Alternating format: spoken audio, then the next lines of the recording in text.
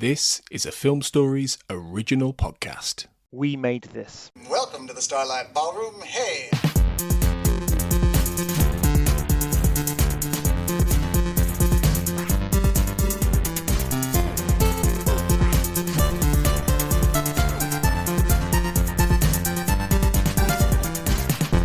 Hello and welcome to Shipwrecked and Comatose, the podcast about Red Dwarf here on the We Made This podcast network. And we are on our, we are on our fourth episode of the week where we're looking at the Smegazines. With me at this time are two people who I haven't podcasted with for quite a while. Despite the episode being on yesterday. Say hello, Colin. Was that Carlin? Was that a hybrid I of said both of us? Colin! Okay. Hello. I don't drink. No, it sounded like I think the audio glitched as you said it. So yeah, it was like our benefit. Say hello, Colin. Hello. Say hello, Carl. Hello, Carl. I knew that was coming. So yeah, you've been listening to this on a daily basis. And the first three episodes were recorded about 6 months ago. So we could have been professional and listened back to them and decided to remember what we'd said 6 months ago. But we didn't, so we haven't got a fucking clue. I've got a vague idea. Well, yeah. I know that yesterday was the last Smegazine I ever bought.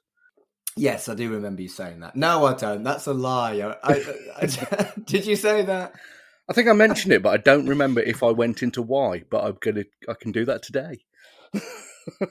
So basically, we were planning on doing these in between series 5 and 6, but scheduling conflicts and various life things, and yeah, we are going to do all the Smegazines, and we'll be damned if we're not doing all the Smegazines. But yeah, I think a 6 month wait between episodes that were supposed to be weekly was particularly weird. But hey, we're back and it's happening. I think it's fairly telling that it was you going, and we'll be damned if we don't make it through all these, and me and Colin sat here in relative silence. No, I think we should get through them eventually. You two signed up to do all of this Smegazines. There's 18 issues? Something like that. Yeah. So we're more than halfway through. We will be by the end of this, yeah. We're more than halfway through already. If there's about 18, this is episode 11, issue 11. Yeah. Which is more than half True. of 18. It's math. True. Yeah, I guessed at 18 it might have been more. I mean, I could have a look at the files on my desktop. Right, I'm going to do that. This is me being super professional. This is going to be a great episode. I'm not going to cut this bollocks either. Oh, dear. There are 23 Smegazines. I was totally wrong saying there was 18. So we're not quite halfway, but we will be by the end of this recording scheduled run of weekly shit. Yes. But yeah, we are, amateur podcasters. We don't get paid. We do this because we enjoy it and we have fun. And sometimes life gets in the way. And that's going to continue to happen. But I still think people enjoy what we do, right? Did no one else get the emails from Tony threatening legal action? Well, no. Anyway, enough of that chat. Should we talk about Smegazine issue 11? I think we should, as that's what we're here for.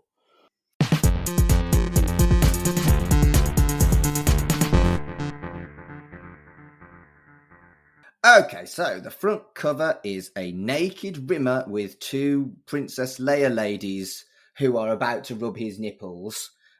And the Inquisitor is asking if you are worthy in the top right-hand corner. And, well, is it me or is that just a bit kind of erotic? Should it be on the top shelf? Well, you've missed out the headline, which is Exposed Rimmer's Sex Life.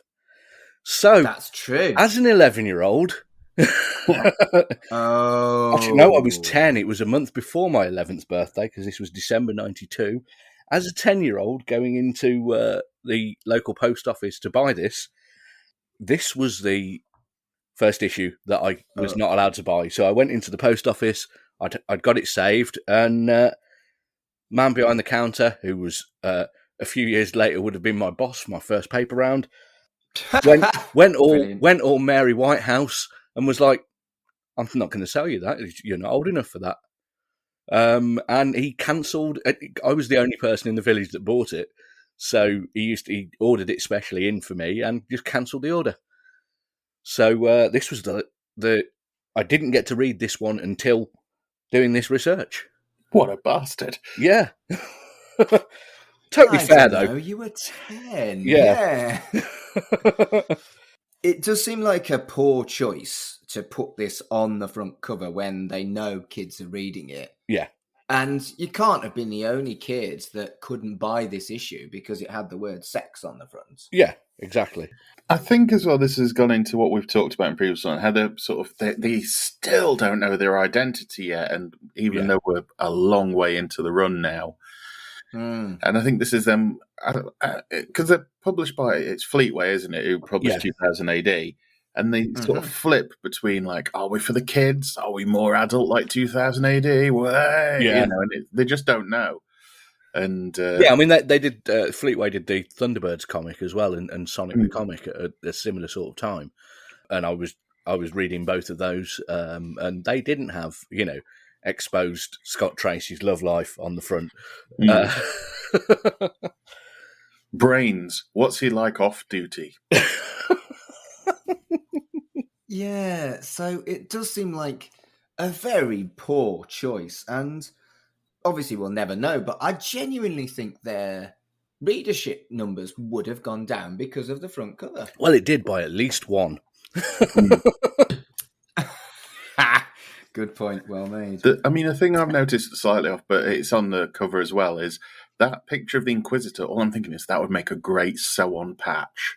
It really would, yeah. Yeah. On a bomber jacket. Yeah. I like Lister's bomber jacket. That'd make a really good sew-on patch. So would that be a bit like Lister collecting, like, teeth from things he's killed if he put a patch of everyone he defeated in battle on his bomber jacket? Well, Mark, that's a bit darker than I was thinking. But anyway, teeth are rubbish. Collect ears. Yeah, exactly. Oh, how did we get to this point? Ears are much easier to thread onto a necklace. True, they look cool. Dear. So the contents page, it mentions a lot of Red Dwarf goodies for Christmas. And we've discussed this briefly before. I can't remember when or where. But I don't remember there being very much Red Dwarf merch. But this seems to suggest that there was. Did either of you have Red Dwarf merch? T-shirts and books. That was about the extent of it. Yeah, I remember there being a set sort of 6 to 8 T-shirts, and then I don't remember any others ever really appearing. We've seen all of them advertised in the Smegazine, haven't we? Yeah, because I remember that in the same way that you weren't allowed to buy this Smegazine, my mother saw the one that said, there was one of Lister holding a bazooka that said, "Let's get out there and twat it." And I think once I saw that, I was like, yeah, you're not having a Red Dwarf T-shirt. Yeah, I wasn't allowed that particular T-shirt, but I was allowed the Gunman of the Apocalypse one. Yeah, I had the Ace Rimmer one, which had all the tour dates on the back, which was awesome. I need to get on Redbubble and start looking at some of these ones that people have made. Like there's, you might have one, Mark. Somebody's done the London Jets T-shirt. Yeah, loads of bootleg versions of the London Jets one, and they give Quiche a chance, which Kurt has got. Yes. I don't know how I feel about bootleg stuff. I mean, are Dave releasing official merch that would actually go to the people who make the programme? I am okay with it as long as it's not a T-shirt that is readily available officially. So True. If somebody's made a quite cool creative fan design, I'm perfectly happy with having that on a T-shirt. Yeah, and I agree. If it's been made by the fans out of genuine love, and it's not just like, like the things you get on Wish.com, which is just, the logo or something like that on there, then I think it's good because it's keeping the fan base going as well. And I'm saying this as someone that's actually considering launching a range of T-shirts on Redbubble, and a couple of them are Red Dwarf designs. Cool. Well, there we go. One of them is primarily for Mark, which is it about fucking clones of himself? It's not. But what's on it is two big words on the front, which is Juicy Giant, and then a picture of a peach and a picture of a metal straw. I would buy that. I reckon that's actually good enough for some people to pick up. So Juicy Giant peach. So I'm gonna have a go for that one. I'm gonna start making some T-shirts.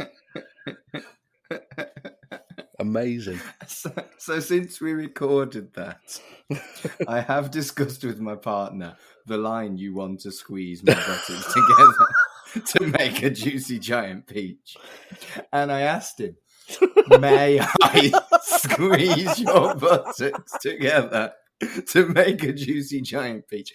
And he said no. Really? And so I have not squeezed his buttocks together to make a Juicy Giant peach. And as I intend to keep him forever, it appears that I shall never be able to squeeze anyone's buttocks together to make a Juicy Giant peach. I'm a bit surprised by that. I've met your partner. He's a lovely chap. I thought he'd at least look. I'll tell you what, Mark. Next time we all get together, you can squeeze my buttocks together. We'll film it and put it out on the Twitter. We're going to make some dreams come true here. This has already gone way off the fucking rails. In my head, I'm envisioning that the first 3 episodes of this run were really professional and we were grown up. Yeah, they weren't. It was us. Yeah. So the contents page. Yeah, the contents we got. Yeah, the contents page also has androids on it, doesn't it? And it does. I still don't find it funny. It's done its one gag. It has. Although I noticed yesterday there's some Morse code up the side, and I've been reading. Do you remember those old Usborne puzzle adventure books from the 80s? Yes. Yes. I've been collecting them and reading them with my daughter recently. Amazing. And they're brilliant, but it means that every time I see a code, I have to solve it. So okay. It's only Morse code, so it's nice and easy. All it is it tells you art by Kev F.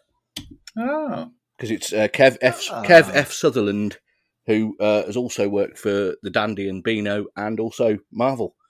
All of which were better than what he's done with the Androids cartoon. I actually like the art style of the Androids cartoon. I think it's quite interesting. The art style is fine. It's just the storyboards are fucking terrible. Yeah. It's maybe if he's still working for the Dandy at the same time, maybe that's why he's had to put his name into Morse code. That is a fair point. I didn't think of that. It's not quite for the same target audience, is it? No. What I do like about it is it's very Red Dwarf in-jokey in a similar way in the Backwards episode, I'm not talking to you, I'm talking to the Sado that rewound the tape and played it back. So it's very on brand. Yeah. So that's increased my appreciation of the Androids comic a little bit, I think. Cool. But not by much. Next up is news from the Dwarf, and headlines being Hattie's gone, Series 6 has a tight deadline, they're doing the 10%ers, the stuff about Maid Marian and Cyberzone, and there's also some fascinating stuff about how there's supposed to be a film that never happened. Yeah, it's an American film studio is putting an offer to make a Red Dwarf film. The writers have been keen for some time to make a film, and with the sorry state of the British film industry, which it's thankfully a lot better now, this American deal could provide the cash to do it. When asked how things were going with the film project, Rob Grant told the Smegazine, "We haven't heard anything for 2 or 3 weeks, so details are indeed sketchy." That's the bit that gets me, though. Like, 2 weeks is gone, it's dead. 2 weeks! Yeah. There's films that have been in, we're talking about something like, they even mention it in this, they talk about A Hitchhiker's Guide to the Galaxy and the Doctor Who film, which never get made.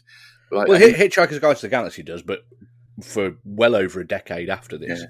Yeah. Well, Doctor Who, the McGann film, which is referred to as Doctor Who the movie, that gets made not long after this. Yeah. Grossly underrated, in my opinion. I actually really quite like the McGann film, and even if you don't like the McGann film, the Big Finish stuff completely redeems Paul McGann's Doctor anyway. Well, as we're just coming into this, where I work just hosted Big Finish Day. Right. Amazing. With panels and everything. And the guest this year it's the first one in like 2-3 years due to what's been going on in the world. What's been going on in the world? Just scheduling and life. Oh, okay, cool. But the main guest was Paul McGann. Cool. Amazing. Talking, and he was there to talk about Big Finish and everything else. And he from what I gather, because I was working for a bit of it, he loves it. He's so happy to be part of Doctor Who. Anyway, when most people, I can imagine quite a few actors, if they did that one film, and it didn't really go anywhere, wouldn't come back 20 odd years later to shoot a 5-minute short to pick up a continuity error. That 5-minute short's underrated as well. Yeah. And Paul McGann's great in it. Why are we talking about Doctor Who? The next section is Red Dwarf 4 on video. So it's a review of that, written by Steve Lyons. And I'm pretty sure we've discussed this before. Steve Lyons is also related to Doctor Who. I've read Doctor Who fiction written by Steve Lyons. Well, Steve's he's basically the main article writer for the Smegazine. Yeah. And they point out that they switched from Red Dwarf 1 and they bitch about it. And it's interesting that that's my memory as well, that I didn't watch the first 2 series until well after I'd watched 3, 4, and 5. Yeah. So, that's really interesting that my memory is right, because a lot of the time our memories have actually been proved wrong on this podcast, haven't they? No, Series 1 was definitely, I think it was the following Christmas that I got it, and that was after Series 6 had aired. So, I think it was, I saw Series 1 after Series 6, I think. It's definitely after Series 5, obviously, because this is them talking about it there when it's after Series 5. Yeah. It basically summarises Red Dwarf 4 and tells you what what at the time was quite interesting, but we've covered heavily on the podcast already, that they rearranged the order due to Meltdown being anti-war. Yes. But I think that's something you've got to take into account when you're reading these magazines, is that a lot of the information that is very kind of mundane and almost over-egged for us was really, really quite revealing at the time. Yeah. I must admit, with pages like this, when we've been recapping it, a song plays in my head a bit, which was, Steve, we need to fill a page. Write any old bollocks. And he's not like he's writing rubbish, but it's just filler to me. I think there's less relevant bits of filler than about the, a sort of review of the new videos that have come out. Yeah. I think that's relevant to the fan base because they're going to be buying them. But it is, at the same time, most of us already know pretty much everything that it says in there because 4, 5, and 6 we'll have already seen. Yeah, it just reminds me how annoyed I am thinking about it that when the Series 1 and 2 videos came out, they had that gorgeous painted artwork. And then these ones have got, word art. Yeah. Yeah. Because I always forget that they came out after, and they came out with this really gorgeous artwork, and we could have done that for all of them. Yeah, true. So next up is a comic strip called Wetware, and it's really, really awesome Holly stuff. In the same issue that they announced that Hattie Hayridge is leaving. Yeah. And I found that really kind of sad.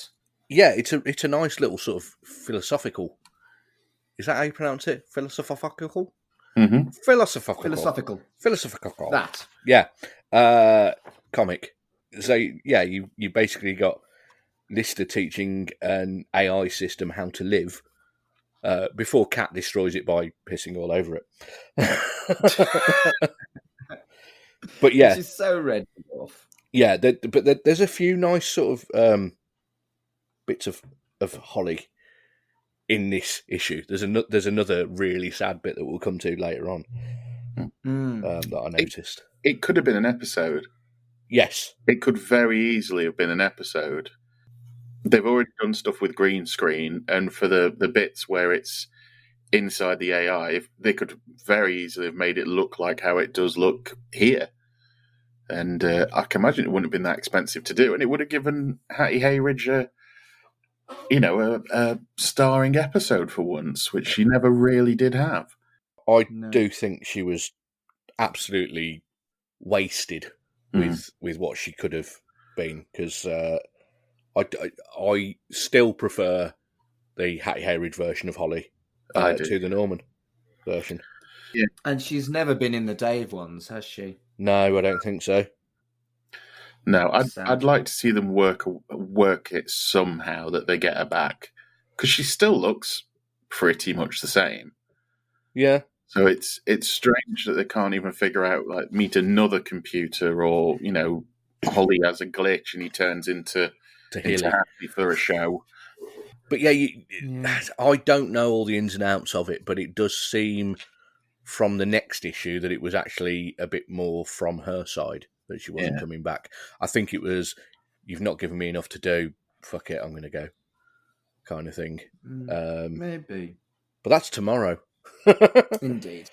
And the artwork is fantastic. Yeah. I really, I mean, in particular, I really like the pages that had no panels. And I love it when comic strips and art and stuff is experimental and does something different and something unique that you could only do in comic books. Yeah. So I really love the pages with no panels, because how would you represent that in telly? And I've always said, since we've started looking at the Smegazines, that I like it when it does stuff you couldn't do on the telly show. Yeah. So, yeah, lovely work. Alan Burrows is the artist, who's he's again worked on Beano and another 2000 AD one. There's a lot of 2000 AD crossover, obviously, in this. But he also wrote for Commando and Eagle, which I very occasionally used to get the little mini comic versions of those. And it's all very shooty for somebody who is now a anti-war pacifist. True. Yeah. I also like the idea that if given their druthers, Holly and Lister would probably shag. Wow. I mean, good. Next up is the Paul Jackson interview. And the man that I saw at the Hollyhock convention and the lockdown stuff, who was charming and likable and clearly a fan of the show and enthusiastic about his time on the show, does not seem to be the man that's interviewed here.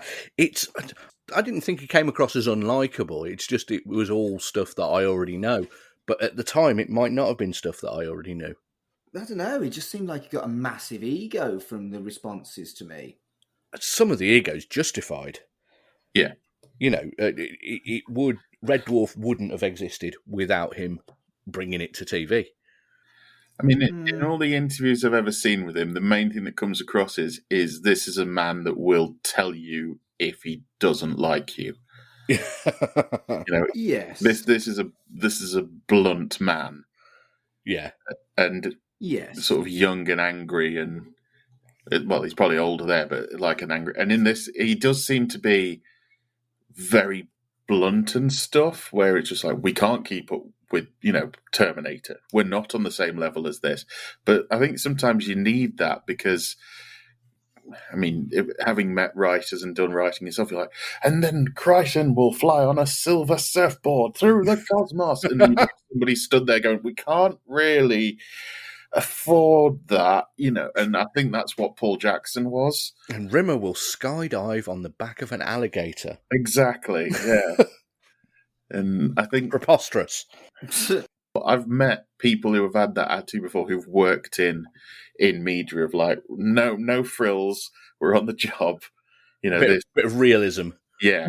And you do kind of need that, isn't it? There's some people, it's like you get the cop show, it's like, well, that cop's a dick, but then you find out, they donate half their wages to kids' charities that just don't tell anyone about it. And I think Paul Jackson's a bit like that, and he's like, what a bastard. But it's like, but that bastard got the young ones and Red Dwarf and this and that and the other on the air, and kept it on the air, so Craig Charles and Danny John Jules didn't just piss it away in the hacienda. If I had to deal with all that, I'd do an interview like, yeah, no, it wouldn't have existed without me. I guess there's some truth there. And it's a lot fucking better than the next article. Yes, Judgment Day covers readers' responses to a competition where you justify the existence of fictional characters to the Inquisitor. And the characters were Dwayne Dibley, Wilma Flintstone, Judge Dredd, Christine Kochanski, Vera Duckworth, and Norman Wisdom. And it's shit. Steve, we've got to fill some space. It's basically, and you do get this a fair bit in this magazine, more proof that the readers should stick to reading. Because it's really fucking amateurish bollocks, and it's not worth 2 pages of this magazine. Not one of the answers felt witty or funny to me, and there was some really unpleasant toxicity as well. Yeah. I don't think we really need to go any further on that, but I'm going to bitch about the artwork as well. It looked like caricatures that had been done on Blackpool Pleasure Beach. It's bad. They're really shit caricatures. One's done on Blackpool Pleasure Beach that,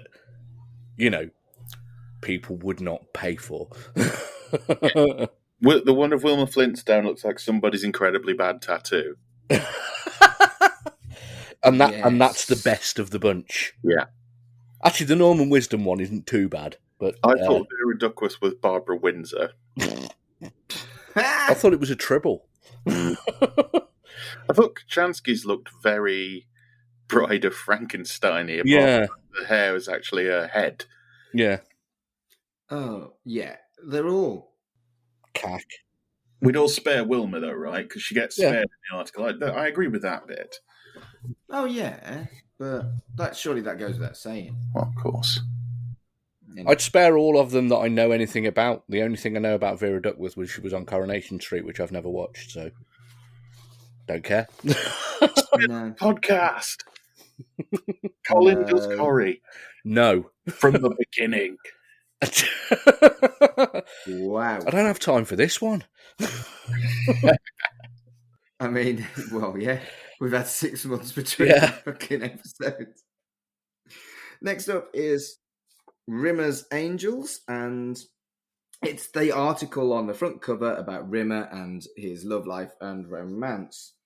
And what it does is it reams off all the icky stuff that Rimmer has done. It's just a list, basically, and then just going through all of them, in order, every woman that he has encountered at any point or even mentioned. And I think this might be a Steve, we need some filler. Yeah. And then it ended up on the front cover and stopped you getting to read it. It's the fucking cover story. This is, it's not one of the better issues that I've read, it's got to be said. Credit where credit's due. There is a good paragraph about how Rimmer is entitled and that it's repulsive. Yeah. Credit where credit's due. Yeah. My main thought was 4 pages. And then my other I'd kind of drifted away while I was reading it because, like you say, it's not the greatest one. And all I could think of is there'd be a great scene somewhere where they're all sitting in like a therapy group. Rimmer's lovers. So what did you do? Oh, I ripped his thing off before I sacrificed him to the unspeakable one. Oh, how about you? Oh, I got hit on the head with a winch. It's not... Did he shout Geronimo with you? It's... And then you'd have Nirvana Crane sitting there not wondering what the rest of them are complaining about because she seemed to quite like him. Yeah. Small portions, but so many courses. Indeed. That used to be a grinder account, didn't it?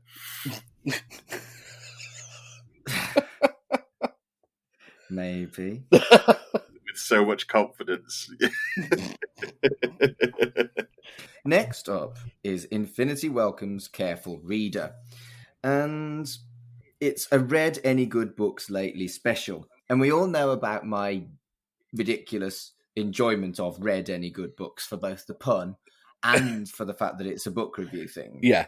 And it just sits there and sings the praises of the books, really. It is a very good job that the majority of Smegazine readers will have already read all of the books that, well, at least Infinity Welcome's Careful Drivers and Better Than Life, because it's not spoiler-free in any way.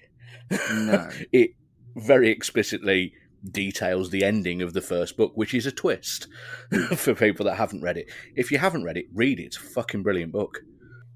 Yeah. I mean, we're going to cover it at some point, aren't we? Definitely. At some point, yeah. But, you know... Gap of the Triphibian Monster had to come first. Didn't have to come first. I just wanted to chat with Rob because I hadn't chatted with him for ages. Fair. But the one thing that I did notice was that it heavily criticises the Red Dwarf Companions for its simplistic episode summaries and profiles. Wait a minute. The fucking Smegazine did exactly that. Yep. Hypocritical much? I had that. This is the weird thing. Looking at this, I had all three of these books on this first part, and I had them for donkey's years. I've still got the audiobooks of Infinity and Better Than Life now because of the podcast. I went and found them again, and they still hold up. Yeah. They really do. And the companion at the time, as a younger fan, I could read that from cover to cover multiple times and not be bored. I didn't have the Red Dwarf Companion, but I used to read loads of those. I definitely had all the first two Buffy Watchers guides. I definitely used to read loads, and there was an X-Files one that I used to read loads as well. It's not as much a thing anymore, but back in the day, you could not beat a good tie-in book. Yeah. Well, these days it's all that particularly the episode guide kind of thing is all podcasts and stuff on the internet, isn't it? Never take off. It never will. Absolutely. No. The other thing in this article was I really want to read The Reconstructed Heart now. It really does seem like a fascinating book. I think I found it. Give me 2 seconds, because I'm pretty sure on my mission to find as much to feed your specials habit, I did find it at some point. Give me a second. You are as obsessed as I am about these bloody specials. You just hide it better. You can get it for less than £3 on eBay. Well, I'm sure I Brilliant. found the audiobook. That's the thing. Because he did it as a lecture. Yeah. I think he did. I think there was a film version of it. I'm sure it was on Channel 4. Yeah. Let's have a look. I know I found it somewhere. I know he did do it for... It's like one of them very early Channel 4 things. Yes, there it is. Reconstructed Heart, an illustrated lecture by Robert Llewellyn. 40 minutes back in 1992. Yeah. I smell special. Do you? I do, actually. I've just got back from Benidorm and I bought some very, very nice aftershave that you can only get in duty-free currently. It's not been released. Wow. So I do, actually. That's exciting. Yeah. I know. I didn't buy any booze when I went to Benidorm, so I spent it on... Well, technically it's alcohol, I suppose. Don't drink it. I'm not going to drink it. It smells too nice. Okay. Anyway, next up is Holograms. And Kate George's lust for Chris Barry. If you're listening to this, Kate George, naughty. The main thing that I thought of in this one is you got Michael Wilcox from Kidsgrove really complaining about Nigel Kitching's artwork in the a couple of issues ago, which fuck off, it's brilliant. Yeah, that did seem odd to me. Yeah, Nigel Kitching's artwork is utterly fantastic and better than definitely better than all of the other covers that we've had. Yeah. We've had some proper understated, like, artwork. There's more than, they've gone more than I think people were probably expecting them to go for the Red Dwarf Smegazine. Yeah. I'd love there to be a collection of the comic strips. Maybe some fan may put one together at some point. Yeah.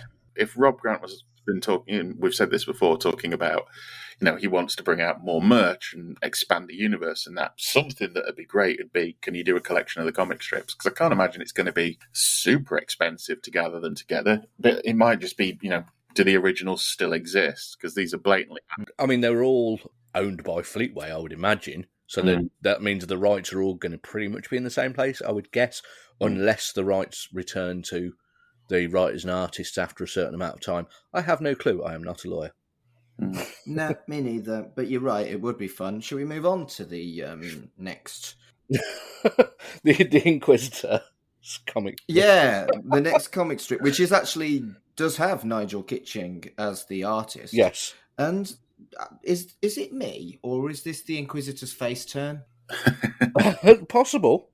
Spoilers for a 30-year-old comic. I don't know why, but I still find comics about the death of Robert Maxwell fucking hilarious for a 30-year-old news story. Yeah, the Inquisitor murders Robert Maxwell for being a cunt, and fair play. That, as far as I'm concerned, is a face turn for the Inquisitor. Probably should have got his daughter as well. True. Because initially, when I first read it, I was like, "Oh God!" It felt like a bit of a cheap joke, but yeah, it is funny. And because I hadn't thought about Robert Maxwell in years. Initially, he looks familiar, and then when the splash thing is like, "Oh, it's Robert Maxwell." Good. What a twat. Again, I think we need to talk about who the audience is.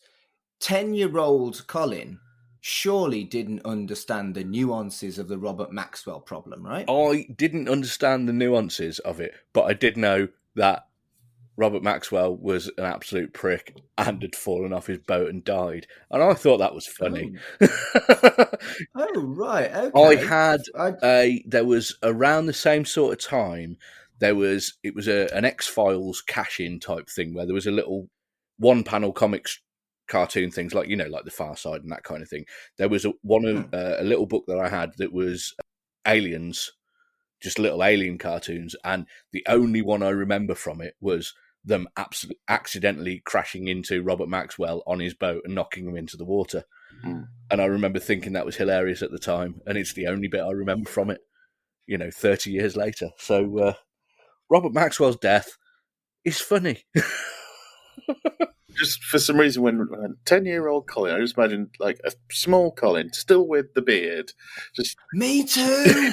Oh, I mean, to be fair, small Colin with the beard, that's 40-year-old Colin.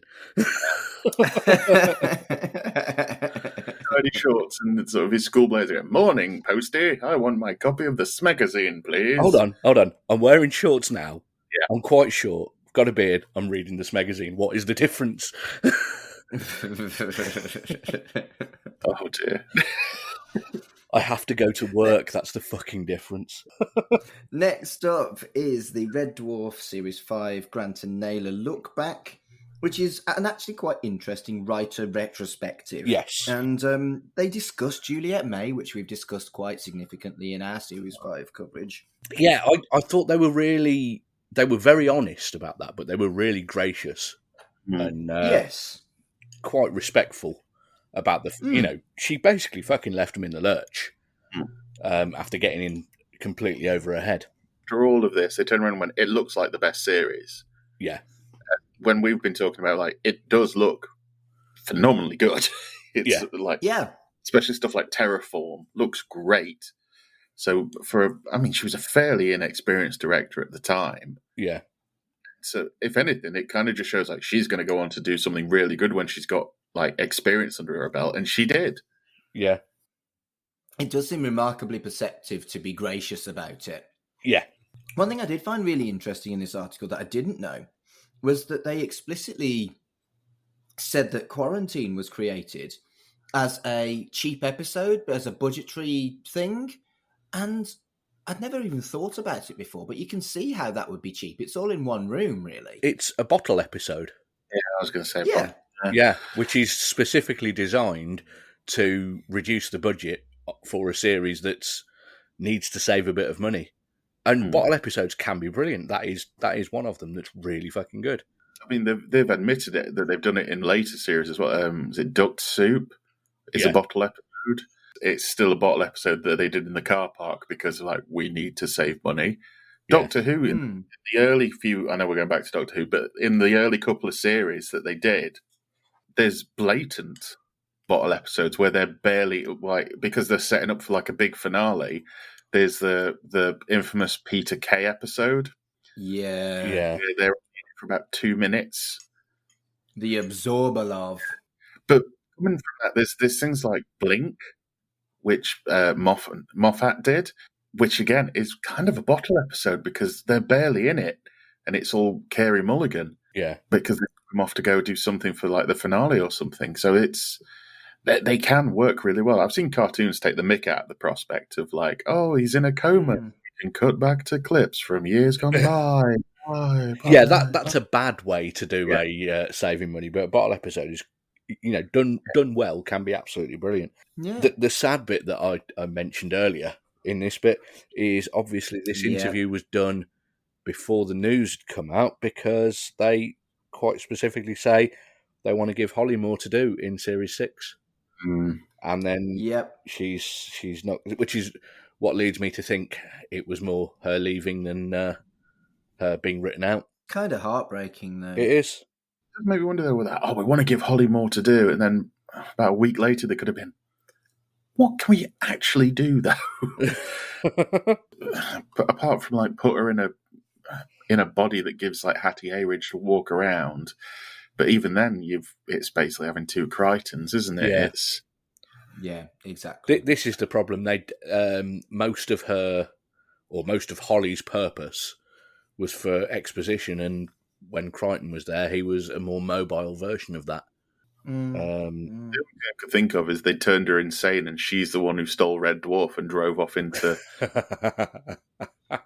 She becomes the baddie like Willow in that later series of Buffy. Yeah. Series 6. Anyway, we're not talking about Buffy. We're not talking about Doctor Who. We're talking about the Smegazines. The next up is the only advert of the entire issue, which is fucking weird because you have some issues that have loads, and this has got a half-page ad telling us very importantly that there is a free badge with issue 55 of Superman magazine.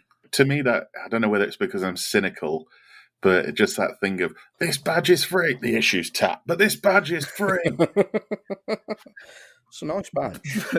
Yeah. I'd wear that. Next up is the so boring profile section filler bollocks. Yeah. And this one is on Holly. The only thing I've got to say about this other than same old tat is that it's quite odd with the he-she thing, but I don't feel it's insensitive. No, I think it handles it well. It's probably one of the only comedy shows that ever put forward a sex change in a show, isn't it? It must have been. And rarely even commented on it. Yeah. It was not even a lesser, particularly a lesser late 80s, 90s series would have made some fucking horrific jokes that really would not have held up well now. Oh, yeah. We would have lots of 80s ick to complain about, and then have all the dickheads that don't like us being woke complaining about us complaining about. Yeah, I think it is worth acknowledging quite strongly that I do feel like the whole Holly thing with them changing their sex was really well done across the board. It's never the butt of a joke, really. Yeah. And that's remarkable, really, considering, like you say, in the 90s, it would have been horrific on any other telly show. Yeah. I mean, Friends was later on, and that had loads of fucking horrible transphobia and stuff in it, looking back on it. The fascinating thing about Friends is at the time it was celebrated for any form of representation, and having gay and trans people as characters on it that had some level of depth. Yeah. And I don't know how I feel about Friends. I think at the time, if I was a little bit older, that would have been incredibly important to me to have any form of representation on the screen. Yeah. Watching it now, it does kind of jab me in the ribs a bit. But I'm not sure it's quite as bad with Friends as people think, if you contextualize it. Whereas some of the stuff we've seen on Red Dwarf, I have found unforgivable. So maybe I need to take a step back sometimes and be less woke. Maybe. Don't tell him that. Twitter just punched the air. Don't worry, I'm not going to. Good. I call dog shit when I see dog shit. I saw a clip the other day, I don't believe it was on Instagram, of it was on like a David Tennant fan thing. I never realised that he played a transsexual in Rabsy Nesbitt. No, I also didn't realise this. Yeah, he plays the barmaid of the local pub. And it's not... I only saw a clip, but it doesn't appear like they were doing it for laughs. They were actually like fancier. And when it revealed like it's David Tennant, they still fancied her. Cool. And admittedly, seeing it, and like, I'd shag them. You know, David Tennant dressed as a woman is gorgeous. Dressed as a man is also gorgeous. I was going to say he's got quite an advantage that he's starting with there, hasn't he? Yeah. He plays a remarkably good woman. It's but yeah, it's because when I was saying this, it just made me think of myself saying like Red Dwarf's one of the only ones who ever did any kind of sexual identity thing, but then it made me think of Rabsy Nesbitt of all shows did it as well. Which you really wouldn't expect. No. Next up is a short Jake Bullitt thing, the part 2 of the case of the cashed-in contestant. And I really quite like this. It's punchy and also manages to be funny as well. And the Starsky and Hutch gag on the second panel. Right? He does the Starsky and Hutch thing, and then he remembered that his car was a convertible. That amused me a lot. And the artwork is utterly brilliant. Yeah, it's fantastic artwork. Part of me wishes that the strips were slightly longer. Yeah. But it does make me want to read the next bit. I don't know. I think I like the fact that they're short and punchy and a bit like a newspaper kind of thing. Yeah. Rather than a longer... Because we get a cliffhanger, and it does feel like this could go on a while. And this does smack to me as being very 2000 AD. Yes. So if they're having all these comic strips that are continuous through the magazines, they should never finish them all on the same month, because that means that gives you an opportunity to go, that's where I'm stopping reading. Yeah. And that's actually really clever, because I now definitely want to read more Jake Bullitt. And the only way to do that is to continuously buy the magazine. We'd probably better do another episode for tomorrow then. Yeah. I know, right? I like the fact in this Jake Bullitt one, they clarify which department he works for. He's homicide, but he's on secondment. Yes. From traffic, which I thought was quite good. It's not that I'm a delusional detective who's actually a traffic warden. I am homicide, but I'm on secondment.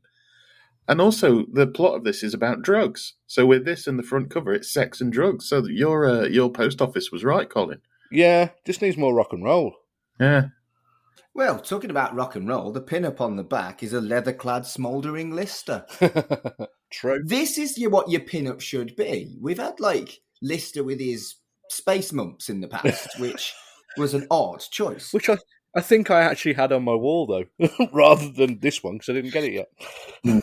Well, he's looking damn good in this one. Pouty. So, yeah, that's what you should be doing with your pin-ups. He makes this work. When, as a kid, I bought a deerstalker, a leather deerstalker.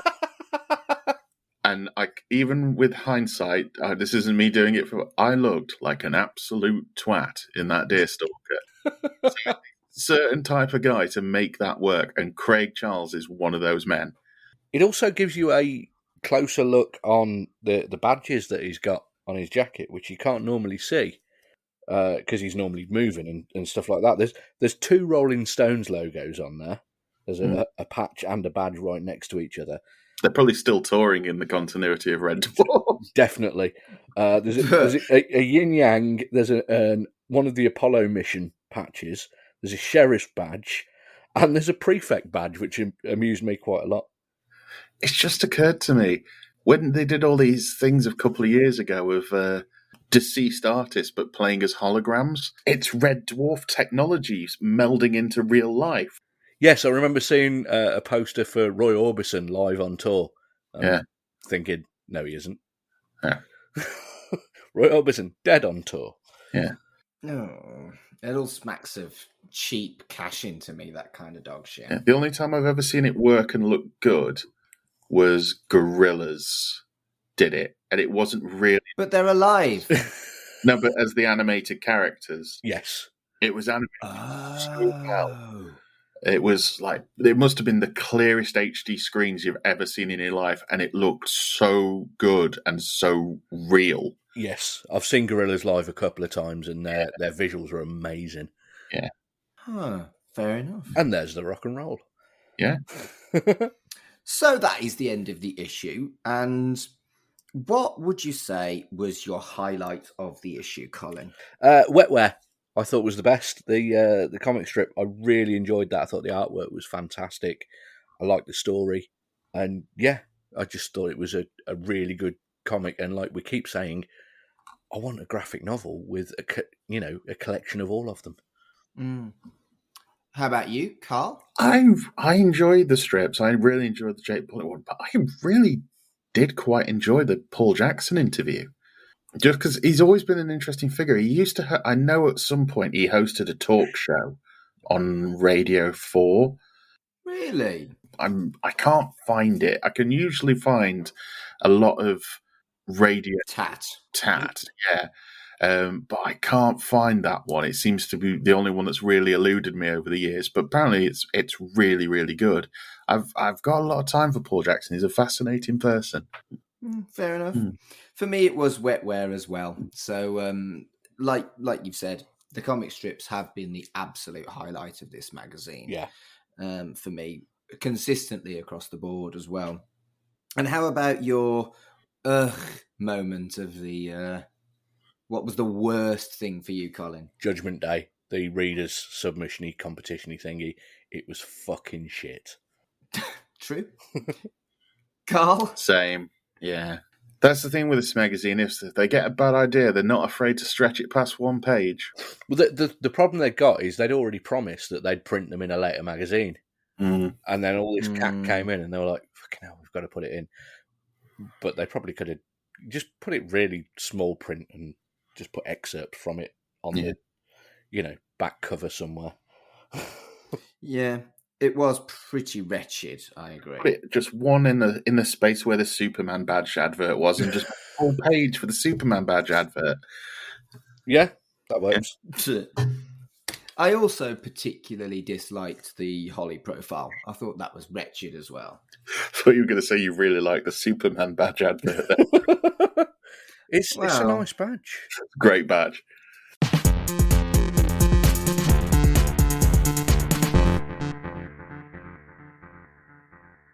Colin, where can people find you on the internet? You can find my other podcasts, We Dig Music and Free With This Month's Issue, by searching for them. But they're also on wedigpodcast.com and all good podcast apps. And you can find me on Twitter under Mogwai Fear Satan. Carl, what about you? You can find me at allmylinks.com, Mr. Carl. I'm not up to a great deal at the moment, although I am fairly consistently designing podcast artwork for the growing Mark Adams podcast network. For fuck's sake. If anybody out there is looking for some podcast artwork, get in touch. As long as it's being hosted by Mark Adams. No more podcasts. And we've had this conversation. Kurt's got more fucking podcasts than me. Anyway, if you want to check out my many, many podcasts, currently active are Right in the Childhood, which is about kids' telly, Chucky Vision, which is about the Child's Play and Chucky franchise, and Geek Polymath, which is a interview show where I talk to someone who is a massive fan of something that I quite like. They can all be found, like Colin says, by searching whatever you're currently listening to Shipwrecked and Comatose on. You can find them on that podcast provider. If you want me on Twitter, it's @MarkAdamsHC. So, thank you very much for joining us for this episode of Shipwrecked and Comatose, and until next time,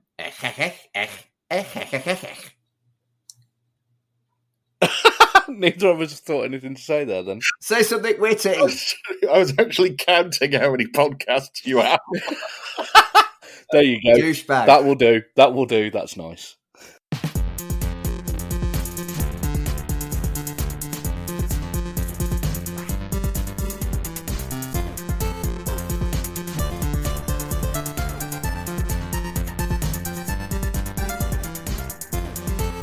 Shipwrecked and Comatose, a Red Dwarf podcast, was created and produced by Mark Adams and Kurt North. You can find us on Twitter @RedDwarfPod, and we are part of the We Made This Podcast network, which can be found online at wemadethispod.com or on Twitter @WeMadeThisPod.